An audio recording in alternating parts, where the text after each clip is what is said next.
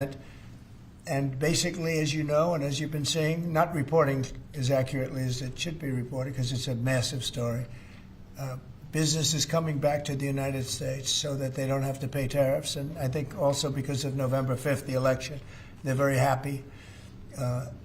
AI is coming back to levels that nobody's ever seen before. It's a new, sort of a new business, I guess, when you think about it. But it's plants are going up all over the United States, and many of them have already been started. We're getting early electricity taken care of. We're getting permits very quickly for them, and we're going to make their life very happy. They're coming in with tens of billions of dollars. Individual plants will cost 10, 15, even $20 billion. We're going to let them build electricity generating plants along with their plant, and they can't even believe it. And we're going to get them very quick permits, as I've done always. I did that in Louisiana with 2 LNG plants. I got them one permit in 1 day after waiting 14 years, and the other one in 1 week after waiting for 12 years. But this is very exciting to me. This is the automobile industry, and this will continue to spur growth like you haven't seen. Before I was elected, we were losing all of our plants. They were being built in Mexico and Canada and other places. Now those plants largely have stopped, and they're moving them to our country. In Indiana, the great state of Indiana, I love Indiana. Honda is building one of the biggest plants anywhere, and they've just started. They wouldn't have done it without this. In all cases, they wouldn't have done it without what we're doing. So we'll effectively be charging a 25% tariff. But if you build your car in the United States, there is no tariff. And what that means is a lot of foreign car companies, a lot of companies are going to be in great shape because they've already built their plant. But their plants are underutilized, so they'll be able to expand them inexpensively and quickly. But others will come into our country and build, and they're already looking for sites. They're looking for mostly sites. They don't want to take the old buildings that are empty and falling down. They want to build new, and there's tremendous action.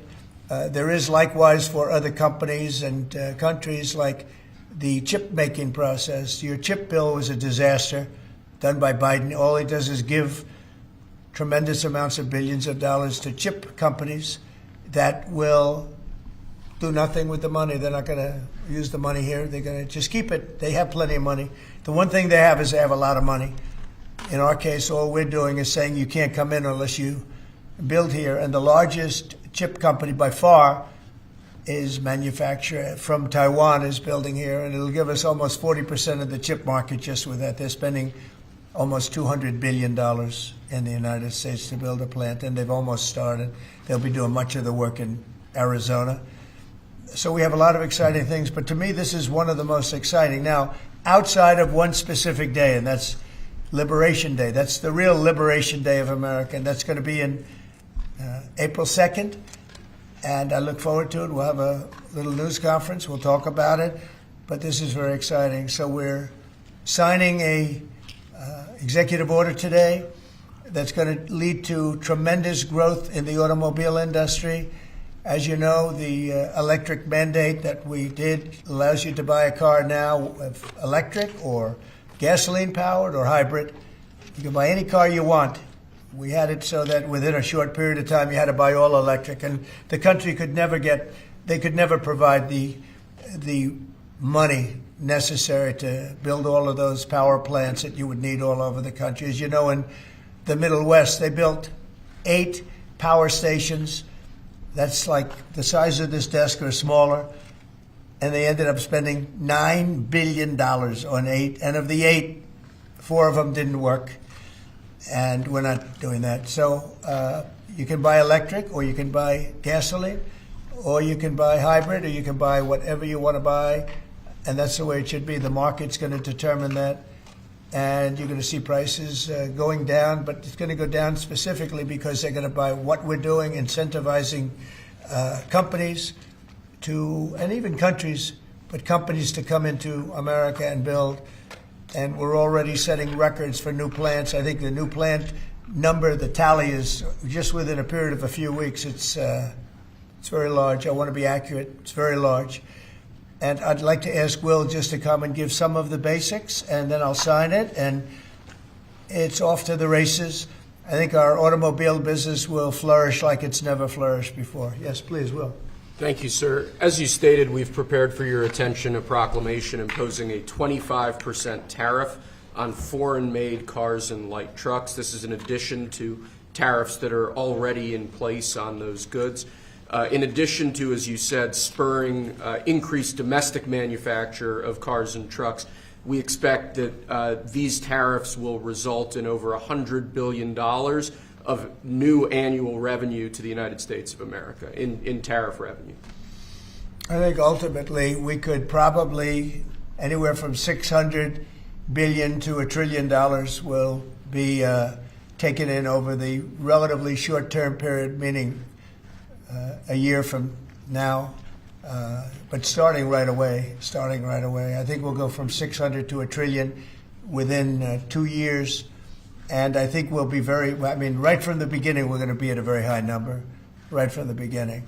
And right from the beginning, you're going to have a lot of construction jobs, but you're also going to have a lot of automobile jobs. So this is very exciting, but it's also exciting because of what's happening with other aspects. We're going to be doing tariffs on pharmaceuticals in order to bring our pharmaceutical industry back. We don't make anything here in terms of drugs, medical drugs, different types of drugs that you need, medicines. It's in other countries, largely made in China, a lot of it made in Ireland. Ireland was very smart. We love Ireland. But we're going to have that. We're going to have lumber. We're going to free up some of our land. And you'll be able to meet a lot of other standards like fire cuts. If Los Angeles had fire cuts, which they didn't have, that's a gap of half a football field between areas. You wouldn't have had the fires. They would have been contained.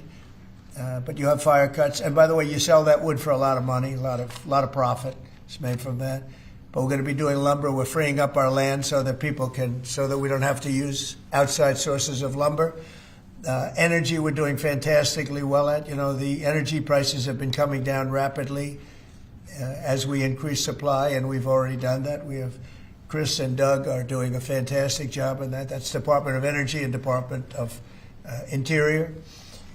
And they're working together hand in hand because Interior has the land and Energy has the ability to do the drilling and do what they have to do. Our coal areas are going to be opened up for clean, beautiful coal. Germany's opening up mini coal plants now. They tried the wind and it didn't work. They almost went out of business. They almost went bankrupt. They tried wind, which is a disaster because it's too expensive and it doesn't look good, kills all the birds, a lot of problems. But Germany is now building a lot of coal plants. China is building one a week. Think of that. And they're using coal, which is very powerful. Coal is a very powerful energy. And we're opening up our coal mines again, and we're going to do, I call it beautiful, clean coal. The technology is so good now that coal can give you tremendous power at the same time. It can be very clean. But we're also obviously doing oil and gas and various other things. You can do pretty much whatever you want. We don't like the wind because we think it ruins the landscapes, the plains, ruins them. And it's got a lot of problems. It's also by far the most expensive energy. It looks horrible in the oceans. It's dangerous in the oceans in terms of navigation. And if you look at what's happening with whales, in one area, they lost 2 whales, like in 20 years, washed ashore. And this year they had 17 wash ashore. So there's something happened out there. There's something driving the whales a little bit loco, but they lost 2 in 20 years. And now they lost 17 in a short period of time. So it's something wrong out there. So this is very exciting. This is going to lead to the construction of a lot of plants, and in this case, auto plants. And you're going to see numbers like you haven't seen, both in terms of employment. It takes a little while. You're going to have great construction numbers initially, and then ultimately you're going to have a lot of people making a lot of cars. And one other thing, we have the Speaker of the House with us, who's doing a fantastic job. And where's Mike?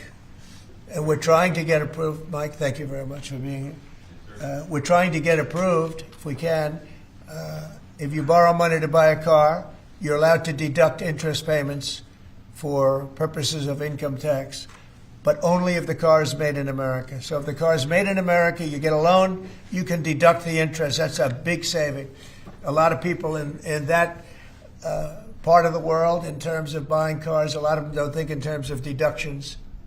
People that think in terms of deductions are very wealthy people. But people are going to start understanding what a good deduction is all about. So when you get a loan to buy a car, and I think it's going to pay for itself. I don't think there's any cost. I think you're going to have so many cars built.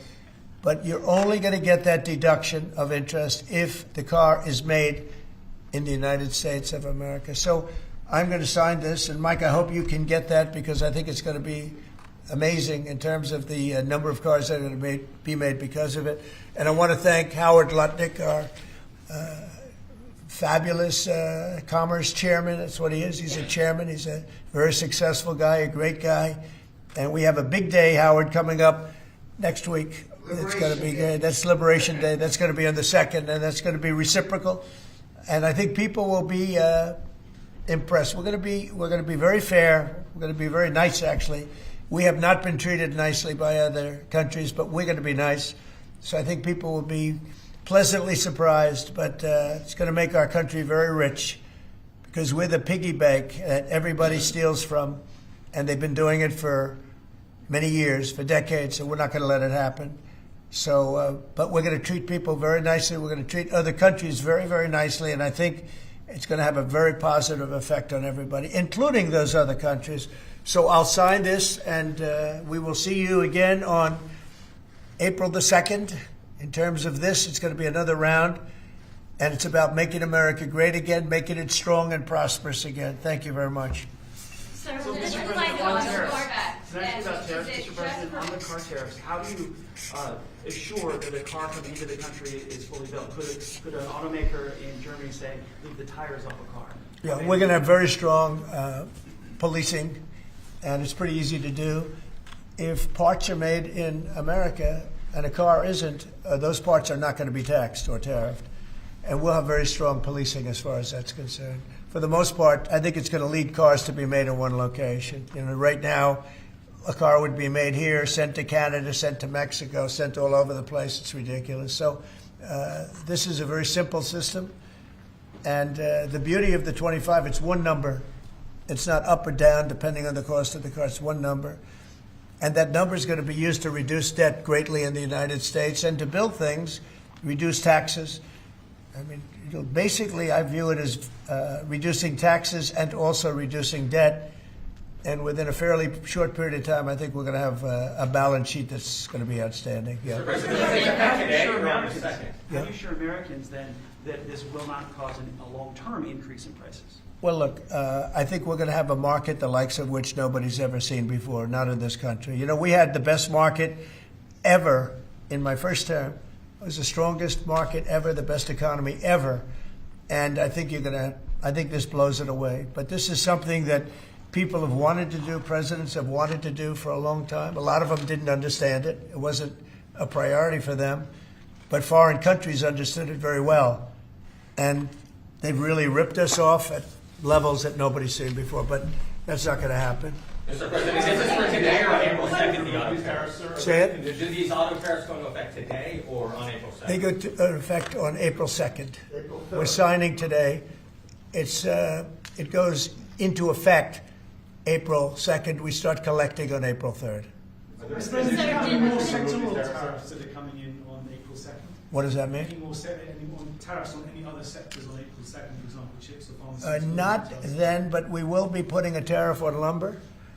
We, as you know, have a tariff already on steel and on aluminum of 25%, and we're taking in tremendous amounts of dollars. More importantly, our steel factories and aluminum factories are roaring. They're starting to roar. They're building new ones. I just heard from Nucor, which is a big company, a very big steel company, and they're building a massive plant for steel that they wouldn't build without this. So you're going to see things that are going to be actually amazing. And I think you already have. You know, we've had some news conferences where I can't have enough. They want to do news conferences where they announce they're going to spend $20, $30, $40 billion. But Apple, as an example, is spending $500 billion Okay, any other? On the Signal chat, Senator Roger Wicker. Hold on one second. Yes. Mr. Go ahead. President, reciprocal tariffs next week, will those be immediately effective April 2nd on all countries, or will you focus on the worst offenders? No, we're going to make it all countries, and we're going to make it very lenient. I think people are going to be very surprised. It'll be, in many cases, less than the tariff that they've been charging us for decades. So I think people are going to be very, very surprised. Why is On that? these auto tariffs, I think they'll be pleasantly surprised. I don't know. I think we're trying to keep it somewhat conservative. and on these auto tariffs, we saw obviously the NASDAQ 100 go down 2% at close, S&P 500 down 1%. What are you concerned Is that about today? that market reaction? Today? Yes, sir. I didn't say that. I want to see the jobs. I want to see that'll all take care of itself. That could take care of itself in 1 day, 2 days, or 1 week. Are there any conditions under which you'd remove these auto tariffs, sir, or is this permanent for the rest of your term in office?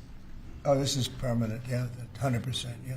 Are you on the auto tariffs? Did Elon Musk advise you at all on these auto tariffs? No, because he may have a conflict, so we don't talk. I've never talked to him. Elon's amazing. He's never asked me for a favor in business whatsoever. I'm actually a little surprised by it.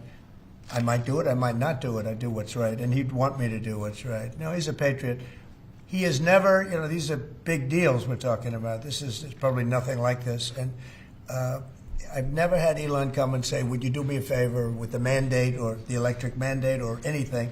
He's never asked me for anything. Sir, also, what's your response to Republican lawmakers who have said today that your administration should take more accountability and not downplay what's happened with Signal that we've seen in these messages today? What Well, I is your don't know about response? downplaying. The press upplays it. I think it's all a witch hunt. That's all. I think it's a witch hunt. I wasn't involved with it. I wasn't there, but I can tell you the result is unbelievable because the Houthis are looking to do something. They want to know, how do we stop?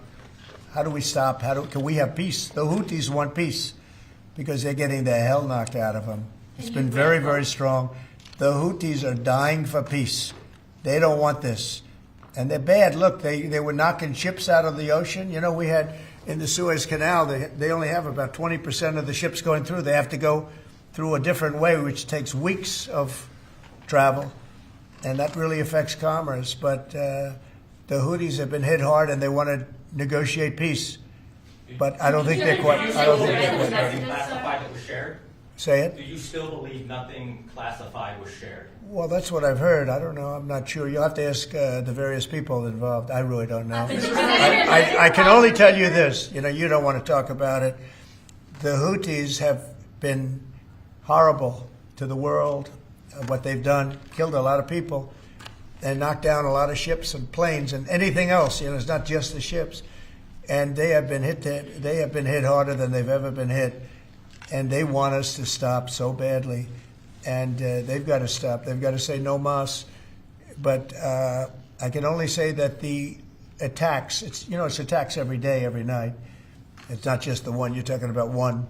The attacks have been very successful, even beyond our wildest expectations. We've hit them very hard, very successfly.